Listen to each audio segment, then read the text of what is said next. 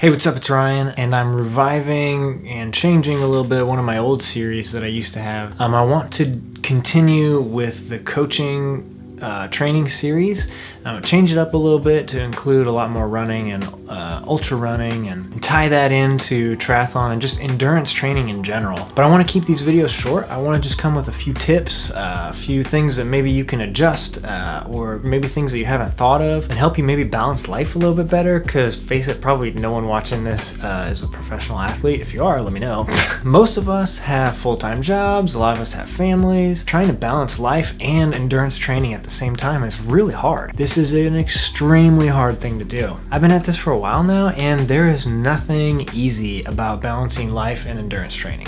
There's just not. So with that said, this first video is going to be about preventing overtraining. It's something that we amateur athletes get into real fast, and it's really hard to get out of because we have so much aspiration to do these huge races, whether it's Ironman or 50 milers or 100 milers or some crazy other type of endurance race. A lot of times we bite off way more than we can chew, or a lot of times we might be in a place where we can totally pull it off in January when you sign up for the race, but by the time like July or August hits, you're in a totally different place with your life. Things have changed. We can find ourselves getting caught in these places that are just really not good for us, not good for our training, not good for our lives, not good for our families. So overtraining is one of those things that is so easy to slip into as an amateur athlete. So if you're watching this video when it came out in the beginning of March, most people are probably not in a place where they're suffering from overtraining right now, unless you live in like Arizona or Australia or something where the climate is just very different. But most of us that have a winter, we're just starting to get out of winter. We've kind of been like athletically hibernating, and now we're just starting to get back into it. I thought that this would be a good time to address this topic, because if we don't watch out as amateur athletes, we're gonna slip into overtraining real fast, and we're gonna put ourselves in a really bad situation. Okay, so number one, as a amateur athlete, your training schedule needs to include your professional work life, your family life, social life, and your recovery time as well, on top of your training plan. You need to plan in these times because all of these are important. I mean, you can't give up your work life. You can't flex on your family time. Some people do, but that's not a good idea. You gotta have a little bit of a social life too. That's all stress that's in your life that is creating these situations that make it harder and harder for you to recover. If you want to really watch out for overtraining and you don't have a coach, like, you need to put these things all on your schedule. You need to account for them. And then especially if you find yourself that you're overtrained right now, you need to take a really hard look at what is in your life outside of training, because that's not the most important part. You have to recover. You have to have a family life. You have to work. You have to have a social life. That's all got to be in there. Write it all out. Plan it all out. My second tip, and I think a lot of people will think this is kind of fun, but you have to kind of pretend, if you want to avoid overtraining or you are overtrained right now, you want to pretend that you're a professional athlete. So that means you have to really focus on your sleep, you have to really focus on your diet, and you have to really focus on recovery. If you start thinking about yourself as a professional athlete and you start building in the right amount of sleep, recovery, a really good diet, high in whole foods, high in vegetables, fruits. If you build your life as if you're a professional athlete, it's gonna help so much. If you make those as high of a priority as a professional athlete would, you're gonna start seeing so many more improvements. A professional athlete gets plenty of sleep, has a good diet, and focuses on recovery. And tip number 3, and I know I've kind of talked about this in the first 2 tips as well, but your training won't work if you're not recovering. I don't want to dive too deep into this.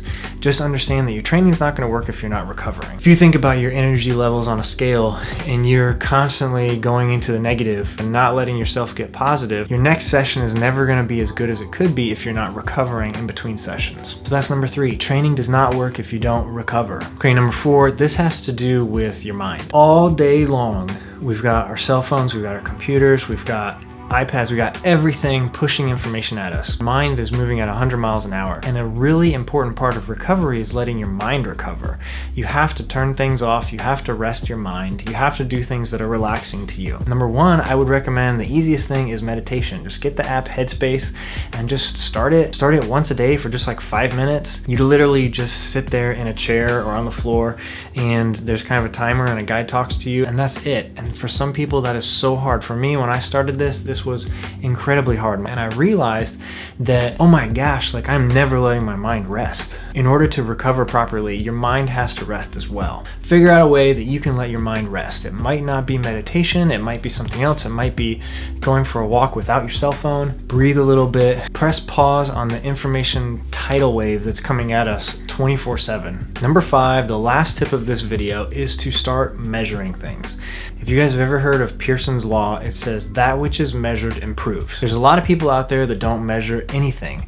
And personally, I measure almost everything. I'm a coach, that's just in my DNA. Like I love data, I love numbers, I love poring over that stuff, I love keeping track of it, I love looking at where I was last year, the year before, and seeing if I'm improving. I track everything. I track heart rate, I track power, I track cadence, I track speed, sometimes I go in and I track calories, I track sleep. If you are afraid of overtraining or you're in a spot right now where you're overtrained, start measuring things and keep that quote in mind. Pearson's Law, that which is measured improves. I 100% believe this, and I've seen this time in and time out with the people I coach. A lot of them come to me and they've never worn a GPS watch before. They never do anything by pace. They never do anything by heart rate. They just run or they just bike. They go out in a group and they're going way too hard.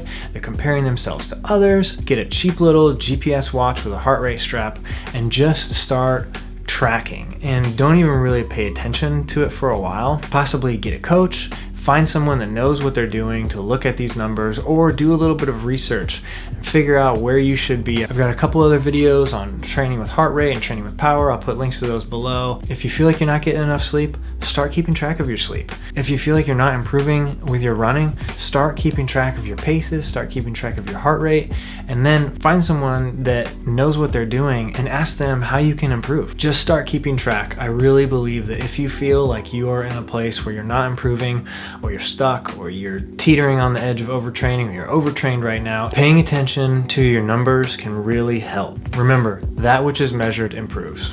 Okay, so that's it. 5 tips for an endurance athlete to prevent overtraining, or if you are overtrained, to try and get yourself out of it. I don't know if this was only a couple minutes like I promised it was going to be at the beginning of the episode, but I think all of these things are really, really important. And if you follow these 5 tips, I believe that you can put yourself in a position to show up at your A race well rested, with a clear mind, and ready to crush it. So that's it. Let me know what you think. If you are overtrained, if you have been overtrained, if you've ever tried any of these tips, if you're thinking about this, if you've got questions, let me know. If you're looking for a coach, contact me. But that's it. I'm trying to keep these short, so I gotta go. I'll see you next time. Bye.